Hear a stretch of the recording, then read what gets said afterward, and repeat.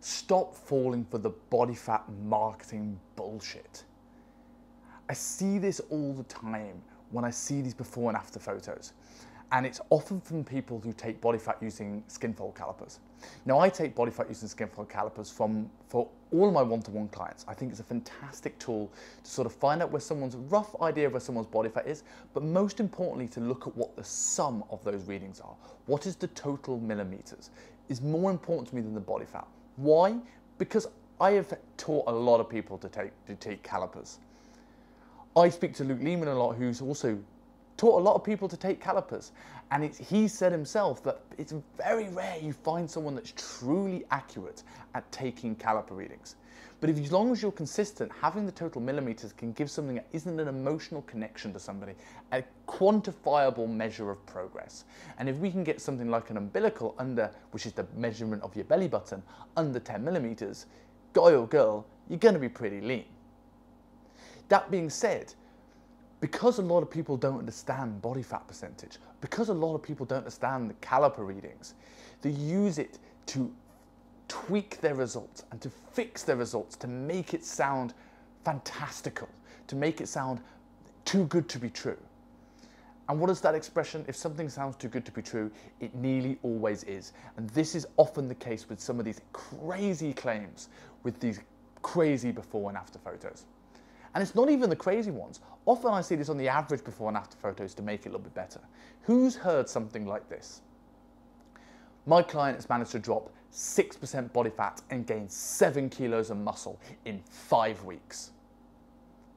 Now, unless you've got crazy genetics, special supplements on your side, coming in from a long layoff or a complete beginner, this is almost impossible. Understand that while dropping body fat will make you look bigger, while dropping body fat can happen quite quickly, building muscle for the majority of people takes time. It's a very, very slow and steady process of building calories, pushing training volume, and just slowly improving the skill set of training over time. So, are they just outright lying by saying these things are the case? No, but what they are doing is fixing their results. Now, when you look at skin fold calipers, and if you understand it and unpack a little bit, understand that if I take your skin fold calipers now and you come out at 212 millimeters, and let's say you are now, I don't know, 84 kilos. If I then go and tell you to have a pizza, to cover your food in salt, to eat loads of carbohydrates, and come back in tomorrow for another reading, it is impossible for you to gain fat overnight. So your calipers would come out pretty much the same. You'd probably be roughly the same 212 if I was good at taking your caliper readings. But you're very likely to be a couple of kilos heavier from extra glycogen, extra water retention. Now we take your calipers, and now that 212 millimeters of, let's say, an 84 kilo man is now a 212 millimeters of an 86, 87 kilo man. And understand that will bring someone's body fat percentage down because those millimeters are of a smaller amount of a total weight. So what you see in these instances where people feel like they've made these crazy muscle gains is that they've depleted these people. So they come in weighing light and their calipers are a little bit soft. They drop a little bit of body fat, granted, but when they come in weighing considerably heavier on the next weigh-in, it's showing their body fat is lower and their muscle mass is higher because it's not distinguishing lean tissue from muscle mass, extra inflammation, extra water, extra carbohydrates in the muscle. It's just anything that's not body fat.